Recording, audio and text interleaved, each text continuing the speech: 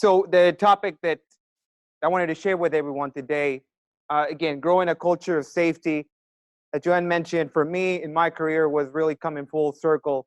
I often tell colleagues, I've had the opportunity, the privilege to walk into an oil field, to a mining operation, to construction, but there's a certain feeling coming back to a farming field is for me is really just a sense of coming back home.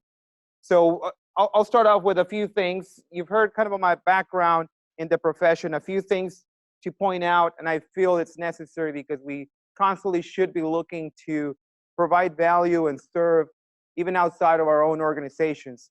These are some of the organizations that I have an opportunity to serve in their committees that are proactively looking for ways to enhance occupational health and safety for our agricultural industry. So these are organizations of industries, of fellow professionals that are constantly looking for better ways and ways to improve overall worker safety, again, in the industry. The picture there, it's the best picture I usually use for my introduction.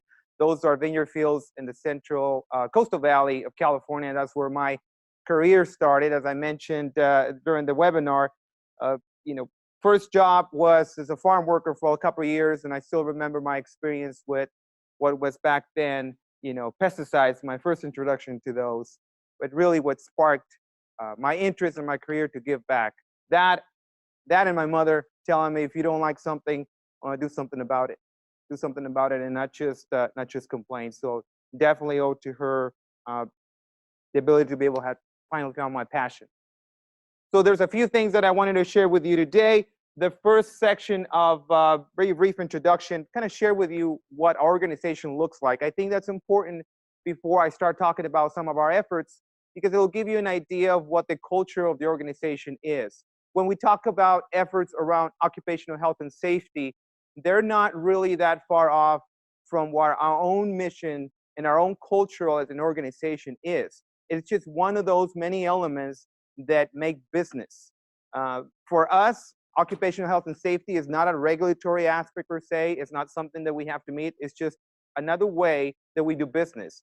Specifically coming from the owners of our organization, one of the most valuable assets of the business is occupational health and safety, or aspects of the business, is our field, because we have the privilege as a state to protect our most valuable asset, and that's our employees.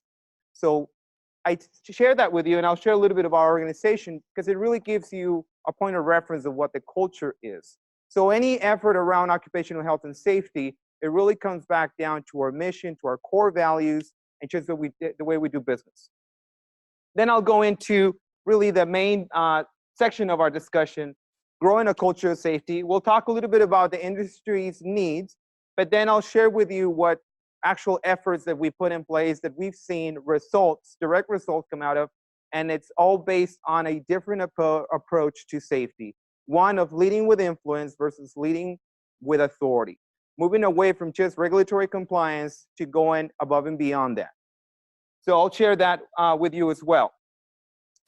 A little bit about our organization. So the wonderful company. First question people sometimes ask when I first meet with them is it really a wonderful place to work at? With the wonderful as a name, is it really wonderful?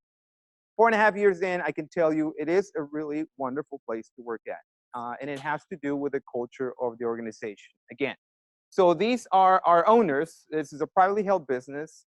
Mr. and Mrs. Resnick have led the organization and really made sure that we all understood what our purpose and what our goals are in the organization. And I'll share a little bit about what those are.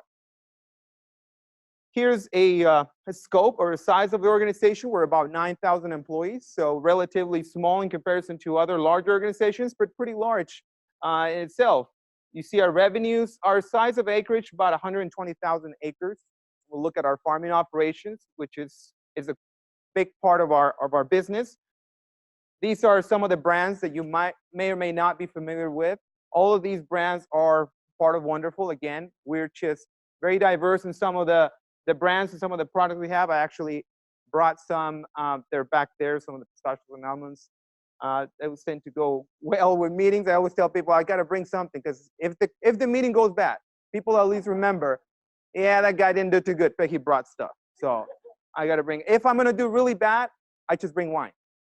Because then that fixes everything. Nah, kidding. So these are some of our brands, what we stand for. But let me give you a little bit deeper picture beyond our brands to what really our founders, our owners really want our communities in which we operate know.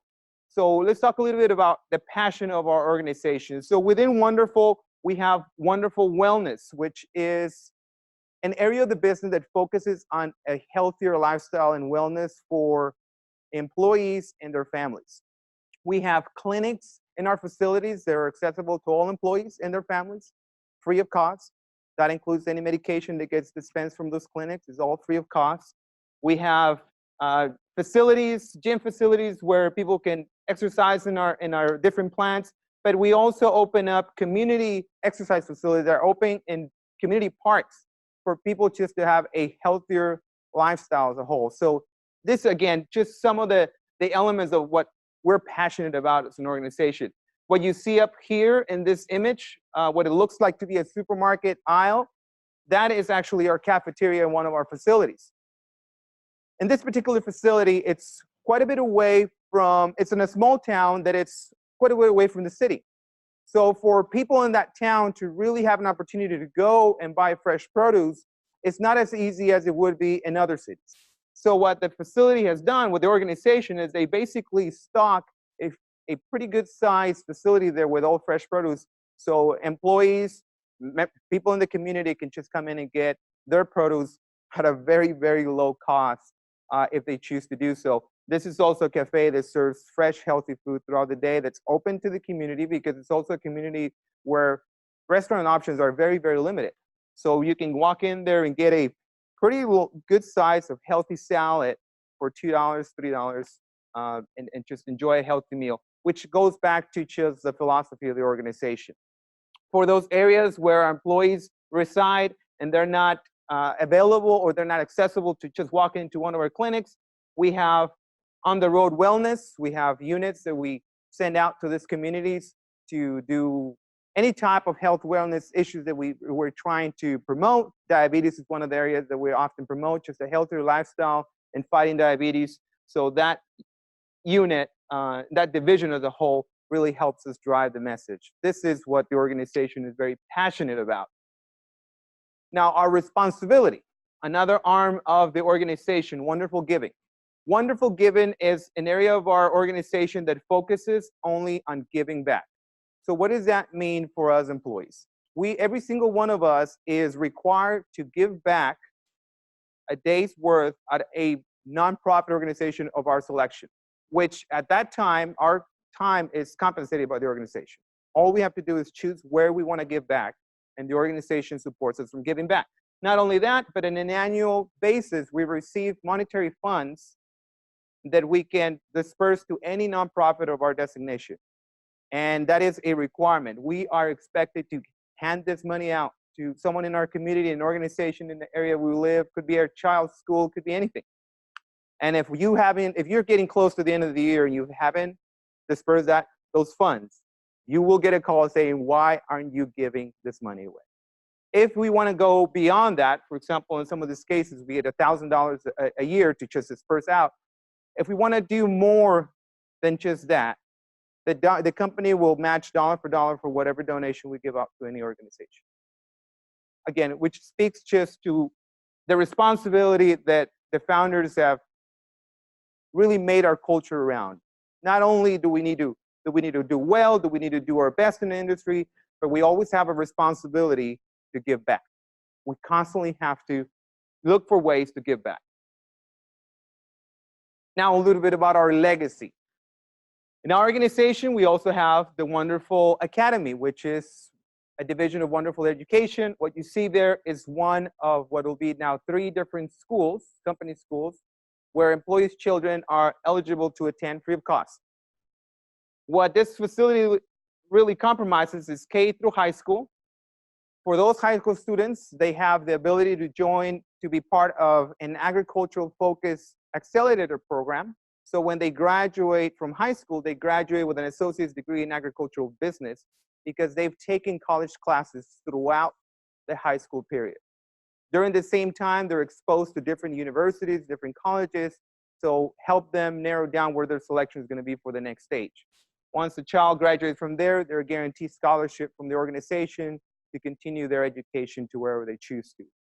Again, this is really the legacy of the organization, something that Mr. and Mrs. Resnick are very passionate about. And it all goes back to, we have to give back and invest in the communities in which we operate.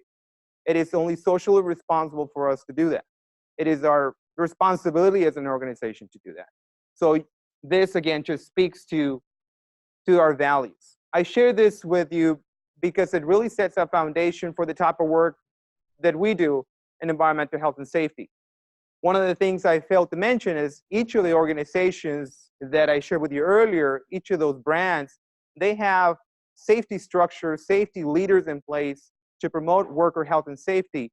Our role in corporate EH&S is to support each of those brands, each of those groups, and the senior leaders at each of those organizations.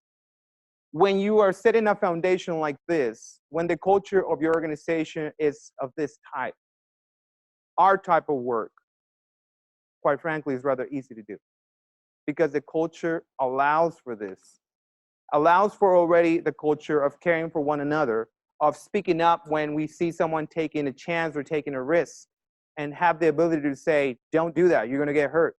So these type of elements or values in an organization helps our profession. Our goal as environmental health and safety, what you see there is our mission, our department mission. We have one goal, and that is to protect our most valuable asset. That is it. That is what we've been tasked to by our owners, and that is the goal. And everything that we do in our day-to-day operation, any partnership, any collaboration that we do with any organization or group, we align by one goal. It has to be the protection of workers, plain and simple. When we have a clear direction or a true north of where we want to go, it makes everything else easy because you're able to prioritize and you're able to remember what are you in business for, which I think is very important, especially in my field. As I mentioned, I've been privileged to serve in EH&S for over 16 years. In those 16 years, I've seen different ways safety is managed. I've seen the regulatory, I've seen the you must do this because you're supposed to, because OSHA said so, and then I've seen other ways. When we have a clear goal, when we understand what we're in business in, it makes everything else easier. And it helps you stay on track on what you really need to do. What you're in business for here is not to satisfy only regulatory requirements, is to meet those and exceed them when necessary when it comes to protecting the workforce. And that is certainly something that we have that opportunity to do within our organization, and the culture organization supports that. We're always very vocal about we got to pursue innovation in whatever we are doing, and that includes environmental health and safety. We're constantly looking for better ways to do what we do. What you see there at the bottom is just some organizations that we partner up with that are aligned with our values, that are aligned with what we are looking and with our goal. So we're often looking to partner up with them and others that ultimately have the same goal that we do. So I've given you a bit of a history or snapshot of the organization. Now I'll talk about something that we're probably all very familiar with, which is the need in our industry. So why the need to focus more safety? Because there's simply not enough. Why isn't there enough? We can have a long discussion around why that is and why industries vary on their culture or their efforts around safety. We can talk about why regulatory elements vary from one to another. But what we can all agree is ultimately a worker is a worker regardless of what industry they're in. At the end of the day, that is an individual that is looking to provide for their loved ones in an honest way, and it's only responsible for us to make sure they do that without putting their lives or their wellness at risk. That is one thing we can all agree on. In our industry, the need is clear. This is a snapshot from a website. You can do a quick search, and very often you will find things like this. I've been in many situations where we do a roundtable of different industries, and when they get to me and say, "Oh, you're with agriculture, man, you guys that's dangerous work." And this is coming from oil and gas. This is coming from construction, and they're always like, "Man, agriculture, you guys got some tough challenges over there." Certainly, we know them. Certainly, we hear about them, but challenges in our industry are similar to challenges in other industries. Having the privilege to work in multiple industries myself, I have seen the challenges are different from one to another, but the best practices in one industry, with some work and effort, can easily be applied in other industries. The reason why sometimes they're not as effective at the very beginning is because the culture needs to be ready for change. It all comes down to culture. Culture needs to be ready for change. And I'll talk a little more about that as we go. But these are some of the number or statistics. This is just pulled out of NIOSH. I made sure I pulled this out before the presentation to double check the numbers. But 417 farmers and farm workers died in work-related injuries back in 2016. That's a pretty high number when you're comparing to other industries. You can see why sometimes those comments are made. Now, if we really do a deeper dive on these numbers, we look at how multiple industries are grouped under agriculture. And when we start doing a deeper dive, it allows us to better understand what the needs and challenges are. So I always stress for us to do that. Take a deeper dive and look at the statistics and understand what those numbers are really telling us. But not to get fooled by those numbers alone. And what I mean is we still have to be aware there's a lot of underreporting of injuries in our industry for multiple reasons. So we cannot only base all our efforts on those numbers or metrics that are available. We have to understand that the need may be greater than that. And for that reason alone, we need to continue to look for better, more innovative ways to approach some of the challenges that we face. This is just from a recent study done. UC Davis was conducting. And again, more injuries are taking place than what it's capturing the numbers. And that is really no surprise to some of us in the industry. So the need is there. We understand it. So what do we do to tackle this? How do we take care of this? I'll share with you what our organization did, and it goes into growing this culture of safety. In 2013, the organization took a really hard look at what we were doing around worker protection and environmental health and safety. And the efforts, there were many. They were good. The results were good. In our world as EHS professionals, following the numbers and the lost time incidents and the recordable rates and all these percentages that we measure, by all definition, they didn't look bad. But we knew one thing, the organization knew one thing, we can do better. We can always do better. And this is an area where we constantly, just like every other piece of our business, we need to look for innovation. We need to look for improvements in this area as well. So the organization decided to take a new look. Shortly after that, for this specific project, is the reason that I joined the organization. They were looking for a different approach on how to tackle this, and the reason why I came to work for them. Before we go on a little further on down on this cultural path, it's important we define what culture is, at least in our scope of work. And I think it's important because very often we hear this term culture. What is the culture of that organization, or what's the culture of that group? But we don't really, at times, are able to truly define what we mean with culture. So the culture is the what? It's the feel. What is it exactly that we mean when we say culture? So culture is a set of basic assumptions and beliefs about reality. They determine the way we make decisions, feel, think, and act. Think about culture as the way we do business, the way things are, the way we've always done it. Whenever you hear that term, well, that's just the way we've done it. you're referring to the culture of that either group or organization. These assumptions about reality become reality. And the assumptions people have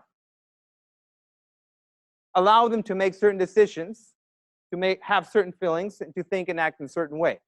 I'll give you an example specific to our field. In environmental health and safety, we're often conducting employee training and skill development.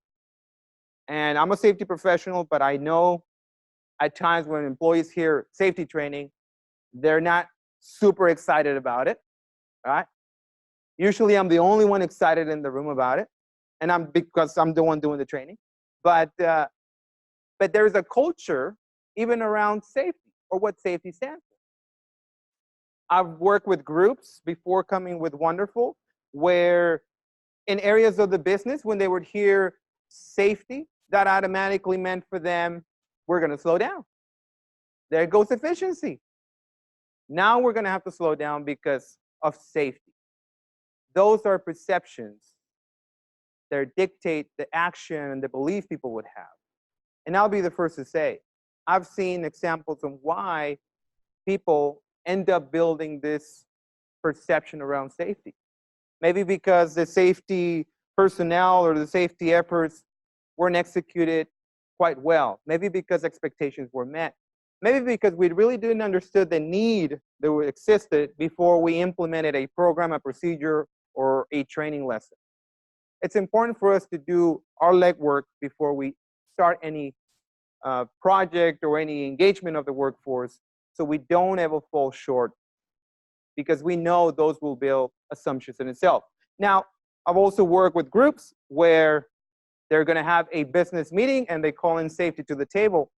Has nothing to do with safety, but they know safety's input is valuable, is going to help business. So if they're going to have a discussion where decisions are going to be made, they will have safety in the room, because they're not just only safety and regulatory compliance, they are value to the business. So they need to hear what's being communicated. That is a different culture. That is a different perception of what safety is. So we have to understand that if we want to grow and promote a culture of safety, we need to first understand what the current state is.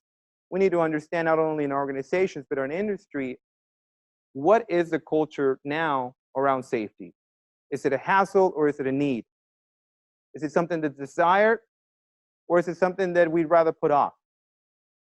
Because only understanding what our culture is around this would allow us to move forward. And if we're going to make any progress, we need to first understand where we stand. So I mentioned our organization's efforts. Our organization started with one simple approach: leadership. Leadership was going to be the foundation for a change in safety and how we manage safety. And leadership involved members at all levels of the organization. The first step, as you see there, educating on leadership at all levels, that meant that the organization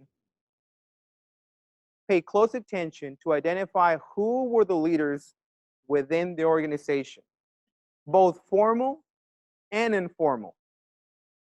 That alone took time. See, formal leadership is easy to identify because it's often connected to a position or a title. So we understand that. But another piece of leadership, very valuable, is not always attached to a certain title or responsibility. We look at these as informal leaders, leaders in their own groups with so much potential to give, with a need for us to include, but at times they're just not part of the conversation. So the organization took a close look at who these formal and informal leaders were, and we did some education and enlisting, and I'll tell you more what that looked like.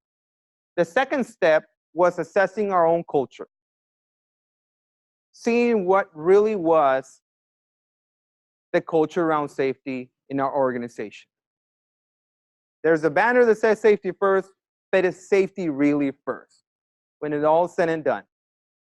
We're supposed to wear glasses, safety glasses, but do we really put them on, or do we put them on when we see, oh, there comes Jose, better put him on? What really is the culture? So we had to do a real assessment. what we like to look at and call, we had to look ourselves in the mirror. The third element was empowering employees. This is a term that is often used in multiple industries: employee engagement, employee empowerment. We hear about it, it's often praised, but it looks different from one organization to the next. I'll share with you what it looked for us when it came to empowering employees to help us improve our safety efforts in the organization. The fourth element, generating employee-led projects. Here was the secret sauce, why this made a difference. Why some of the efforts that we tried before that never worked, or on some of the issues that we try to address, were finally fixed. Because at the end of the day, the people that had the solution all along were not only empowered, but they were allowed to make the change that needed to be made. So one of the key foundations of here, and I'll tell you more, was trust. Developing true trust among different groups to be able to make the change that everybody agreed needed to happen, but it was impossible to make without developing strong trust. So start off with the first element of this, and this is a few snapshots of different efforts that we did. So we did formal and informal development for leaders, followed by what's called leadership alignment dialogues within the organization. What does that mean? Basically aligning, making sure the top message was the same when it came to middle management, and it was the same when it came to frontline management, and ultimately employees heard the same message that started off from the very top. Now it sounds easy, and it sounds like that's usually what takes place, but that's not necessarily the case in an organization. You can have a group of 5 people in a line standing there, tell a person one message, and by the end, it might sound a little different. So we needed to make sure our message was aligned. What you see here is a few images of some of the development that took place. We did 2 things when it came to developing our leaders. Once we were able to identify who these formal and informal leaders were, the next step was enlisting these leaders. One of the reasons this was successful is because this was not required. This was not mandatory for you as a leader, either formal or informal, to be part of. You can opt out. You don't need to be part of this. What that translated to is that people that were involved wanted to be involved. They were passionate about changing the ways that we were doing business around EHS. And again, it wasn't bad. It was good, but they wanted better. So if you ever worked with safety committees, I worked with multiple safety committees throughout my career. At times you have safety committees of people that wanted to be part of it, and then you have safety committees of people that were told to be part of it. Your results will always be different. And it's pretty simple. If you're passionate about what you want to do, your results will be one. If you are not passionate, your results will be different. That's just it. There is no secret to that. The way you look at your work is going to have a certain impact, and it's going to have a certain result. And as simple as that. So once we were able to identify, we enlisted those leaders. We asked them if they wanted to participate. It was completely optional. And for those that said no, there was a guarantee that nothing negative was going to come out, because that's something we had to address. Well, what if I say no? Are you really going to be okay with me saying no? Yes, because this is completely voluntary. You don't have to.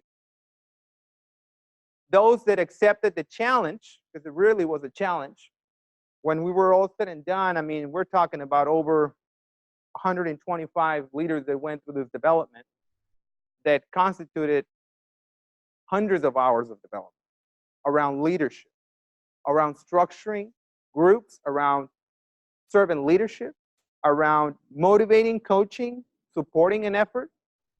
What you see here is some of the sessions done outside, as well as some of the sessions done inside.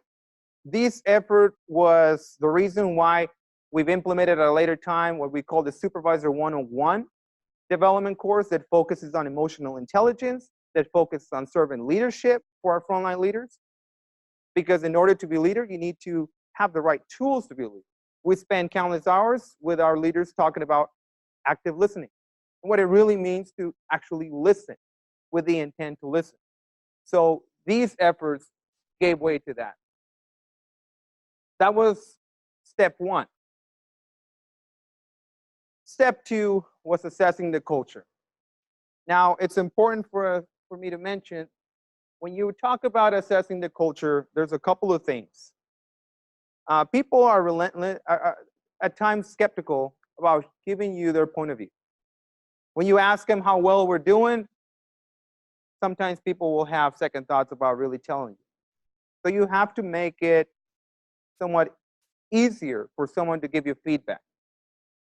Because we can all say we love feedback, but sometimes people respond different to feedback. And we can say, oh, I'm open to feedback. And then you hear feedback and then you react a certain way. Are you really open to feedback?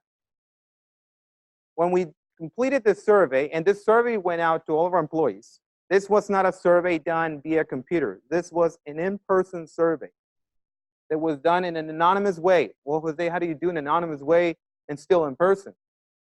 It's all done with the digital devices that does not allow to record who's giving you that opinion. And it gives you true numbers, measured all this data on the spot. So it gave us a lot of information that we can analyze. So employees at all levels, all of our employees were able to be part of the survey. So that's phase one of step two. We collect this information. We ask for an opinion. The next step, I always tell people, if you ask for someone's opinion, then you'll be ready for the answer, all right? And for us, we said it from the very beginning. Doesn't matter how ugly the baby is. It's our baby. It's our baby.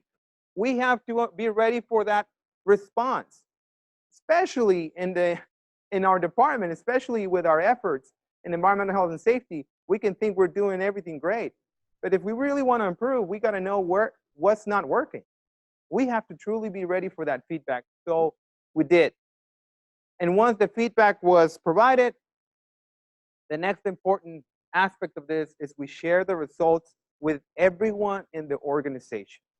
So everyone knew what the perceptions of the organization around environmental health and safety truly were by the workforce. No names, it's completely anonymous, but it really gave you an opportunity for people to speak up, to know that they weren't the only ones that felt a certain way, but to really have a voice around something that needed improvement. Everything was shared at all levels.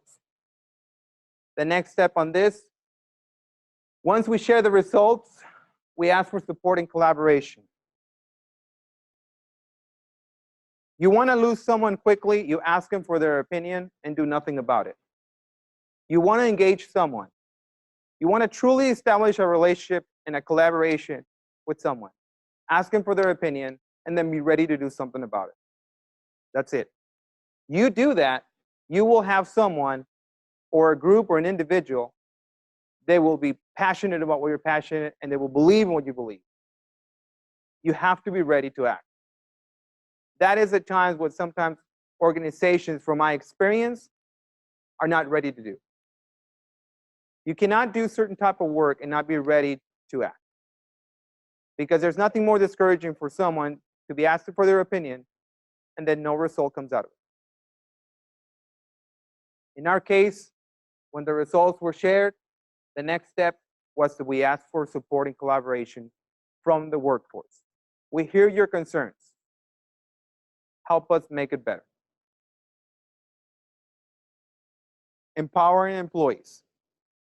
So this is one of our groups, and well, I'll focus the conversation now in.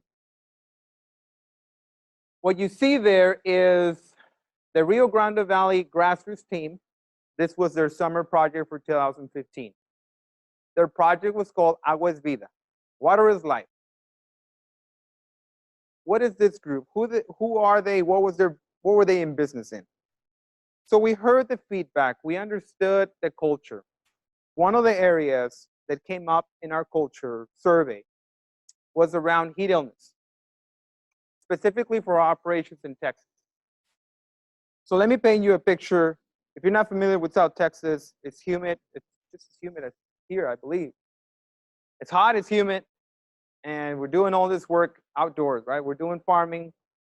So we definitely want to be careful, and we want to drink enough water and get shade and all those elements. So as environmental health and safety, our job was to make sure all these elements were in place. Perfect.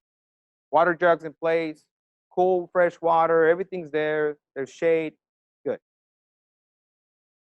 What we noticed throughout time was at the end of the day, the water jugs were just as full at the beginning of the day, which clearly showed you that nobody was drinking water. Now, the reason why people weren't drinking water varied from, feeling they don't have a need for, I'm doing fine, I'm not really that thirsty, or maybe that's going to slow me down. For multiple reasons, people were choosing not to drink water. It was accessible, it was there. They didn't have to ask more than once. It was easy to reach, it was within their areas, but there wasn't that interest in drinking water.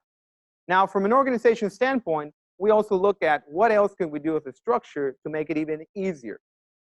So we had tried different things to, at the end of the day, make people more encouraged to drink water, but quite frankly, it wasn't working.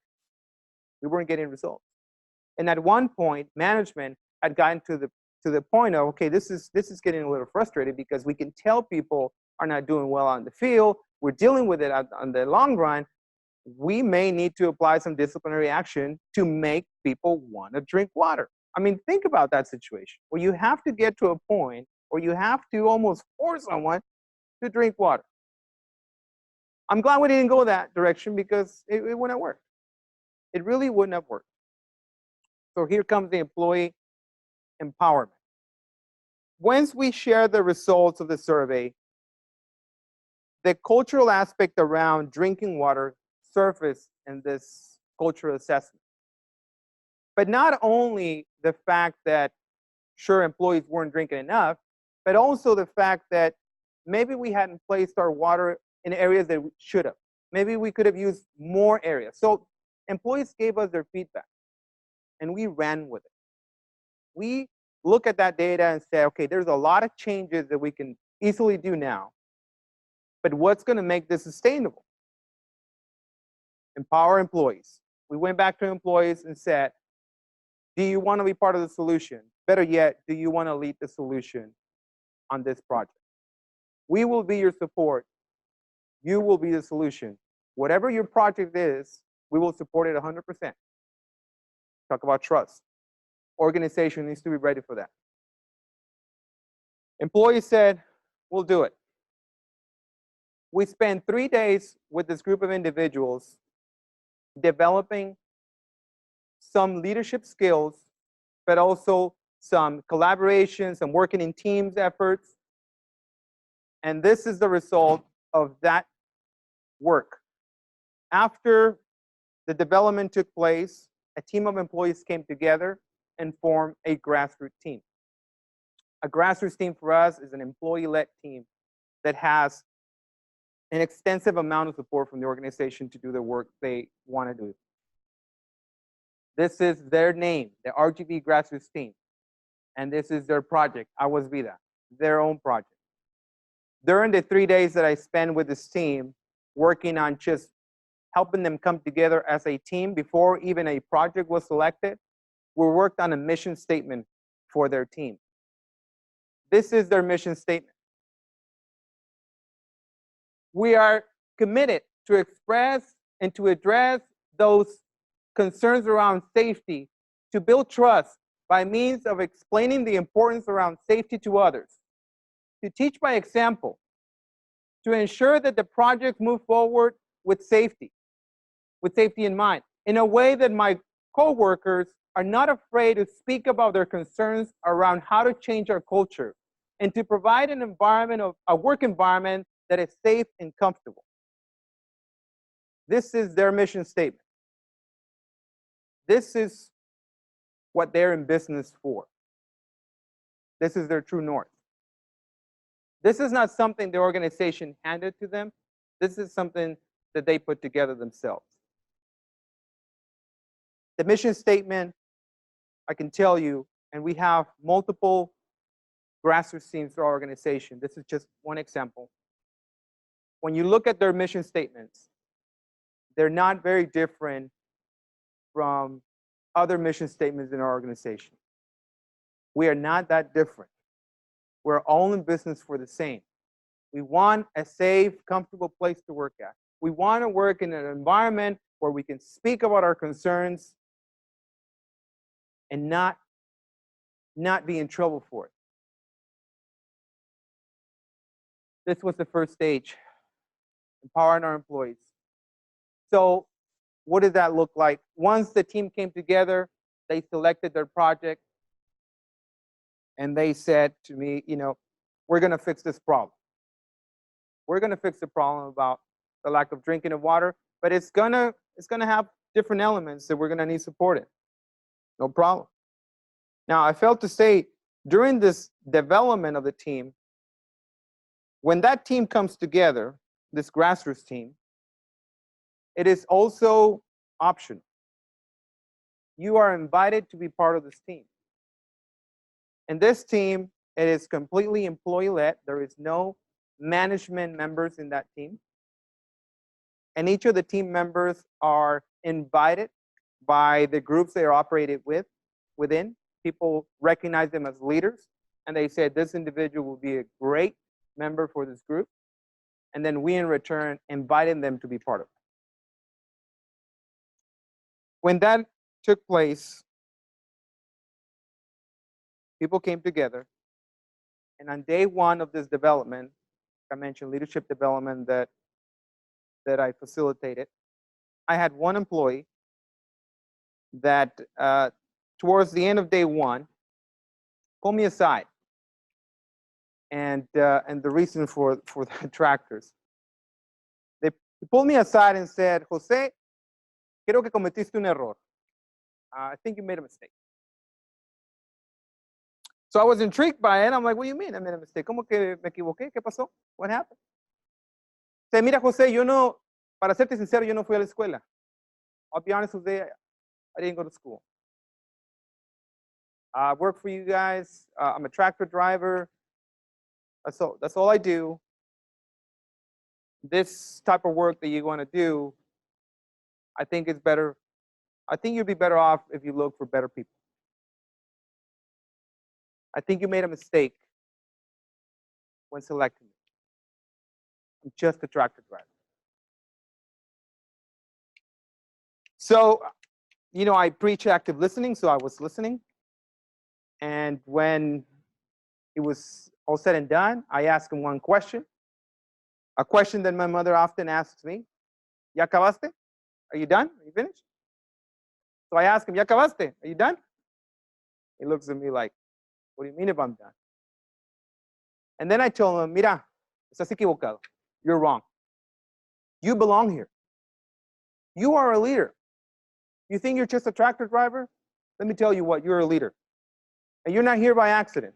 People around you think you're a leader. So you might operate a tractor, but you are a leader. And it's our honor to have you as part of this group. Now, you can choose not to be part of this, but I'll tell you, you'll be cheating others of your leadership because you are more than just a tractor driver. You are so much more than that. Next thing he said is, okay. All right. I'll stick around. So he decided to stick around for the rest of the development course.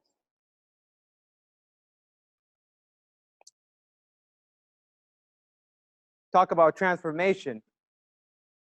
So let's talk a little bit about transformation. The team comes together, they select a project.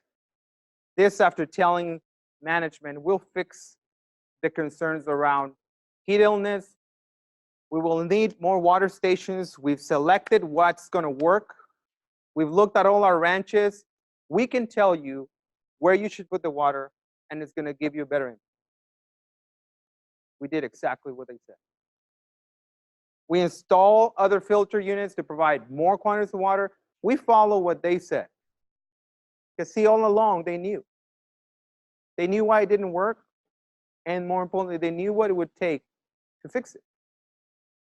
The next element that they felt was needed was education around the signs and the symptoms. What happens if you don't drink enough water? What happens in the long run? So when we heard this, they come to us and say, okay, we thought about it. I think we need some education around it for our coworkers. And they made this real clear, but we don't want training. We don't want safety training, hence the safety training part again. We want to have pláticas. We just want to have some dialogues around this. All right? So our management cab was like, great, no problem. How can we help? You tell us when to facilitate him. We're there. You tell us what to do. We'll do this. I said, no. See, we don't want you guys to do it. You've tried that already. We want to do it. All we need from you is to teach us how to facilitate, how to speak to large groups. See, our team members in this grassroots team vary from spray application, from tractor operation, from all the farming areas of our business, frontline employees. Some never had an opportunity to be in front of a group. Yet they were asking for this. Most of you, if not all of you, have been in front of a group before. So you know the feeling of being in front of a group. I've read many times that being in front of a public speaking is one of the scariest things out there. I don't know, I saw the alligator, that's pretty scary. But even as I stand here now, I'm nervous. And I've always told people, that's good. The day I stand in front of a group of people and I'm not nervous, I need to check out because then it's just fake. Being nervous is not only natural, but you should feel nervous. But I share this because here's a group of workers that are asking to do this. What really they're asking, what they're doing, is getting out of their comfort zone and doing it for others. They're willing to put themselves in an uncomfortable position for the greater good of the rest of the group. So we talked about leadership. What does that look like? When you do something for others, when it's not about you, when it's about others, when it's about serving others, that is leadership. And when we do that, our needs, believe it or not, will always be met. That is just how the world works. If you focus your needs on others, your needs will always be met. I live it, I'm an example of it. So I believe it. And that's what these employees did. So we spent some time spending some time training on how to facilitate a session, how to speak to a large group of people. So we spent some time on that and then we're ready to go. All right, we're gonna start having these pláticas. Here's the majority of the group up there and they are ready to engage the first group of co-workers. All these are their peers. All right. I took this picture. I had the privilege to be there in 5 out of the 6 sessions they facilitated. And I was at the back of the room. I wanted to take the picture of the first one because, boy, they were nervous. They were nervous. So at that point, it wasn't about facilitation. I felt more like a coach. I'm like, okay, muchachos, están listos. You got this. You got this, So they were like, okay, you're sweating. I was sweating. They were sweating. We're all sweating. We're nervous. And it's time to go, right? And you hope that everything's going to go great. You hope that everybody's going to just be engaged. And you hope that everything's going to turn out just awesome. That was not the case. So what happens is they start the conversation. All right, now back of the room. There's about 50 workers. Their first set, again, these are all their peers. These are people they know, they work with for years. And they start the conversation. And you notice from the very beginning, if something's going to go well or not, when the group starts talking and more than half of the group is not paying attention. Like, oh, shit, here we go, right? So we're over here. So they pick up their voice a little bit and they start talking a little more and then more people pay attention, right? So we're like, okay, it's looking good, it's looking good. At the very front of the session, there's one team member that just doesn't want to pay attention. And I mean, he's sitting right in front of the grassroots team that is presenting their first session. And this team member,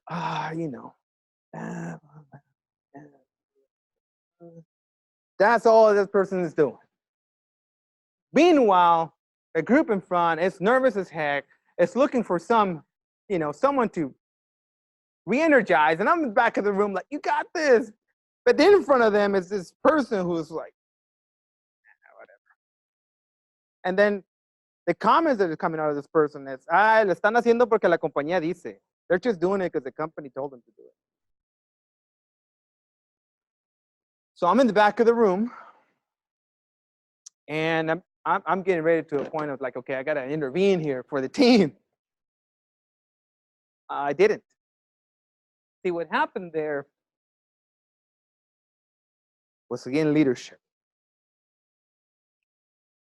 Our tractor driver, he's one of the members in the group. He's talking. I mean, this individual, shy individual, who's been in our organization some time. People know him, but he's very kind individual. Very quiet, very shy, very kind. And he's talking, and he's literally standing in front of the individual and the audience who's not choosing to pay attention. So he finally just told the group, "Espérense un poquito. Hang on, hold, wait," to the group of the Grassroots Team members. And you can't really see it, but there's a little step where they're standing right now. It's just a little bit above ground level. So he comes off of that informal podium. He addresses the work. He comes to the worker, and he tells them simple thing. Ya cállate. Shut up. Mira que yo te conozco a ti y conozco a tu familia. Y yo sé que no tomas agua. Así que ya cállate y oye lo que te estoy diciendo porque te va a ayudar. I know you and I know your family. And I know you are the one that don't drink water. So why don't you shut up and listen to what I got to say, that it might just save your life. He comes back up. Síganle. Let's keep going. That happened. Everybody pay attention. You can only imagine how comfortable or uncomfortable it was for a tractor driver to do that. Leadership, doing it for others. It's not about us. It's going beyond our comfort zone. And certainly that's what he did that day. Every single person paid attention to what he had to say, what the rest of the group had to say. When their first session was done, see, in the very back of them, this I didn't know. They surprised the coach on this one. They didn't know this was coming. They had a banner back there with their logo right there, right? And here is someone that doesn't know what's going on. I remember looking at the banner when they first started. They come out and they put it up, and I'm like, well, I didn't know they had made a logo, or a banner with the logo. That's nice. But I remember thinking, well, that's a small logo, man. We could have done that bigger. We got to make it big. I didn't know what the banner was for.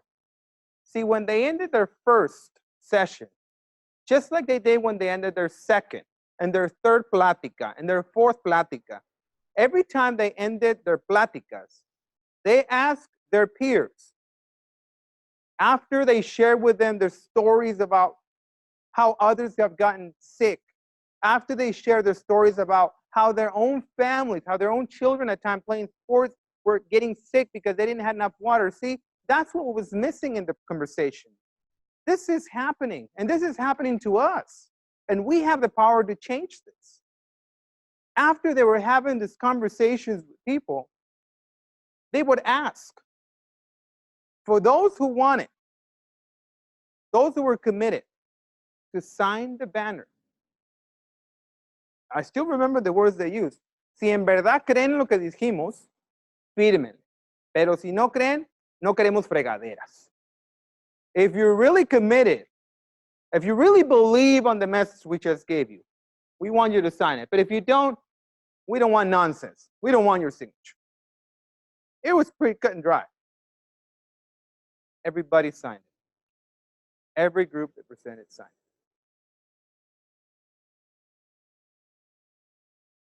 it. These are images of other pláticas they were having. Then we got surprised with, Jose, we created some flyers. Do you think you can help us print them? Yes. What are these flyers about? Well, we did some research, and we found out the signs and symptoms of heat stress, very similar to what you guys have taught us before in the safety training session.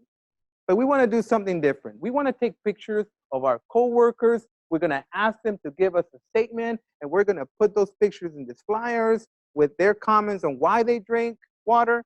And we want to use those when we have our safety tailgate meetings. Which, by the way, we don't need the supervisor to do it. We can do this. So they did.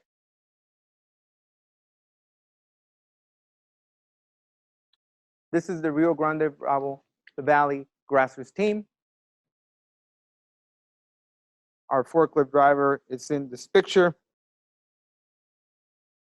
I still remember management calling roughly about almost a month after all the pláticas were done and the conversation had almost passed. I still remember having a call from site management saying, Jose, when are you coming back over here? Because you need to see something. Something's happened. I'm like, oh my gosh, what's happening? Tell me. I mean, you can't just leave me like this hanging. The water jugs are running empty.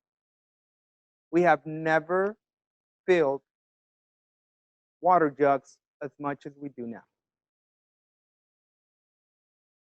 People are not only drinking water, but people are telling others to drink water. A supervisor goes out. We have a worker coming up to them, offering them a cup of water. We've never seen that before.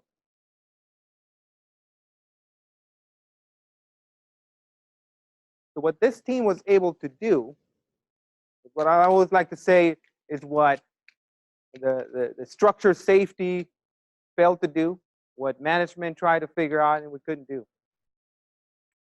So you better believe it, I came back around and I had a conversation with our tractor driver after this change has happened. And I remember telling him, we started the conversation with one set of words, no que no. I remember telling him, no que no. Creí que no eras líder. I thought you weren't a leader. And look at everything that you're changing. No, Jose, es que de verdad que no sabía. I didn't thought I could do this. I'm like, sir, you've been a leader all along.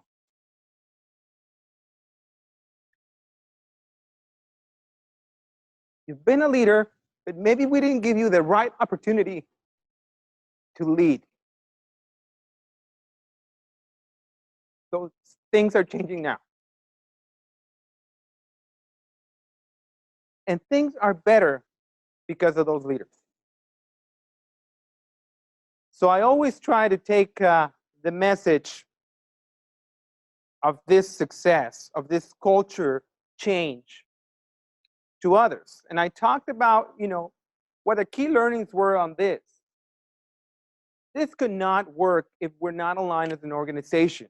If we're not aligned on our culture, what we stand for, what are we in business for?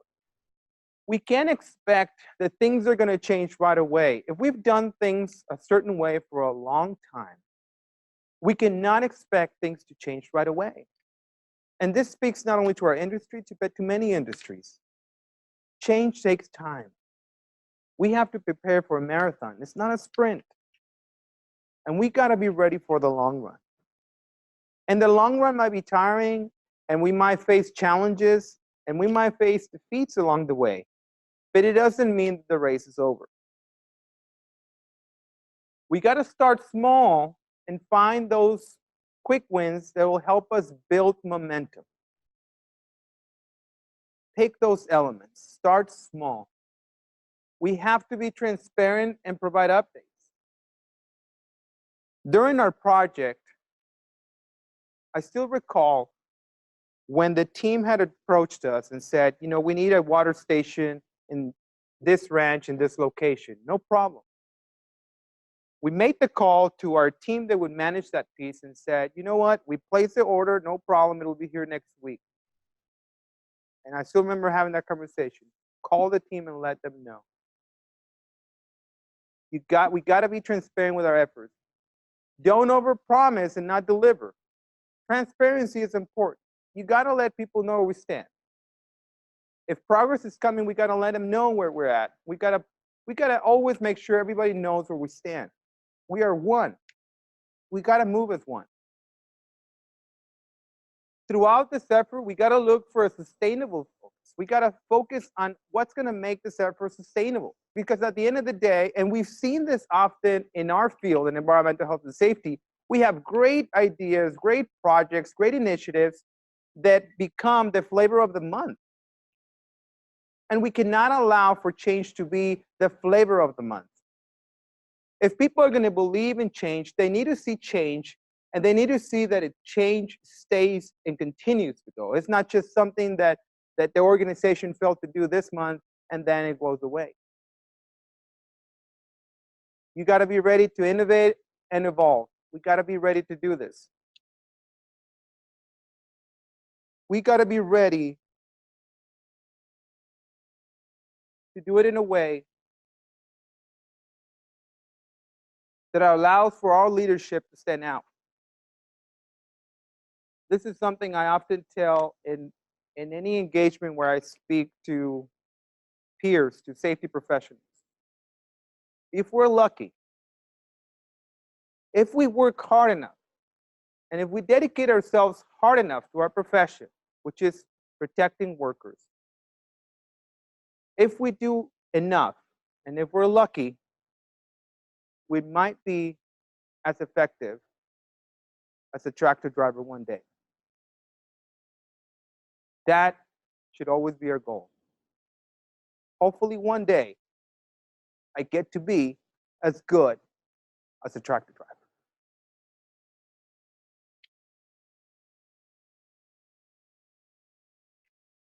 Thank you.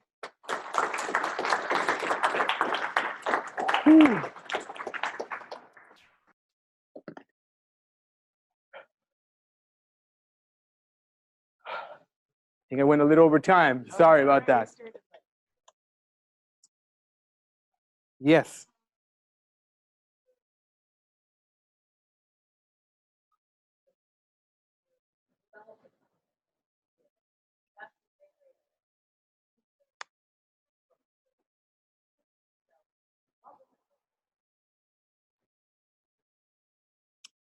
That's a good question. I can tell you my opinion on that, having interacted with Mr. Resnick several times on our field, on specifically what our efforts are around environmental health and safety, on just what I've seen the organization do in the communities. I think what motivates them is a sense of responsibility to give back, specifically to the areas, to the industry, to the groups that have given so much. I remember being in a meeting when, first meeting that I interacted with Mr. Resnick, and he looking at his senior leadership and telling them, we got to take care of our workers. If it wasn't for our workers, we wouldn't have what we have. They will always come first. We can have this $1 million facilities. It's nothing without our workers. We got to protect our workers. They naturally have a sense of just giving back. And from the conversations and from the actions that I've seen, it's like a duty. They feel a responsibility to do that. Not only for the today and now, but for the long run. I mean, certainly that's the case with the school. They just see it as, we need to stand for something more than just an organization. We need to stand for what we believe is right, long before we're not longer here. It just has to stand for what's right.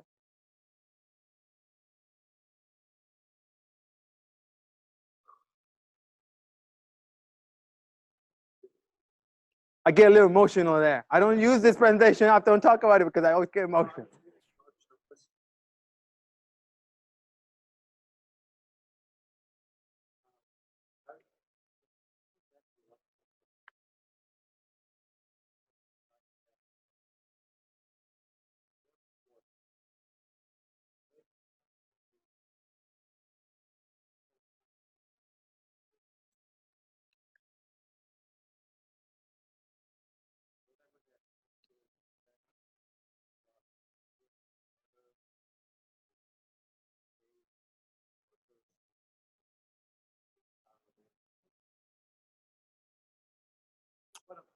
Sure.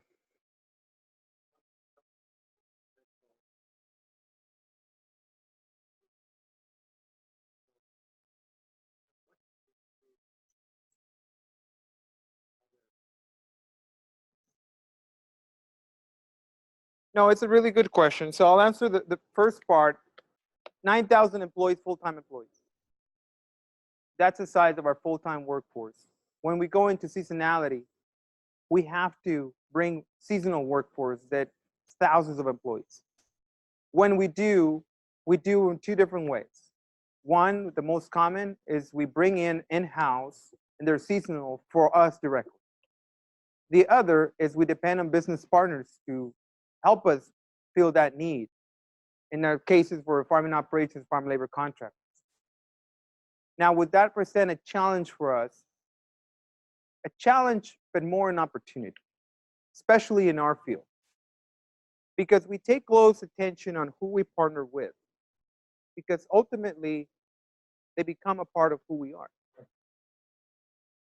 So if our beliefs and practices are of one sort, we need to make sure that our business partners understand our philosophy and where we stand. Now, this is easily said when we're a larger organization in comparison to some of our business partners. So then we need to be ready to walk the talk. Specifically in our group, what that means is we align ourselves with a farm labor contractor, and maybe they don't have the means to conduct the training at the level that we want. We assume that responsibility and we provide that training. And we're ready to do that because we made that decision at one point to say we have to be ready to do that. We can't expect everybody to be at a certain level. And if we talked about promoting a best practice, there's one thing to say, well, you should do things better. We're doing it this way. You should do things better. Or we can say, let me help you, show you how you can do this better and still be profitable. Because see, what happens during this course, not only in environmental safety, but when you take care of people as a whole, employee retention goes up. Every season, we see the same people coming back to us because they know what to expect. That has a direct value in business, direct impact. But we have to be ready to look at that and not only say, well, that's another company, we can't control what they do. You have to lead by example. And that means you have to be able to walk the talk. So that is what we are willing to do. Right? It's certainly in environmental safety, not so much of a challenge, to be frank with you, because at times, I can tell you this from working with smaller operations, with farm labor contractors, sometimes organizations do things different because they don't know what different looks like yet. So you help, you partner up, you share some of the best practices, and you help people be better. Because all along, they've been wanting to be better, they just didn't know.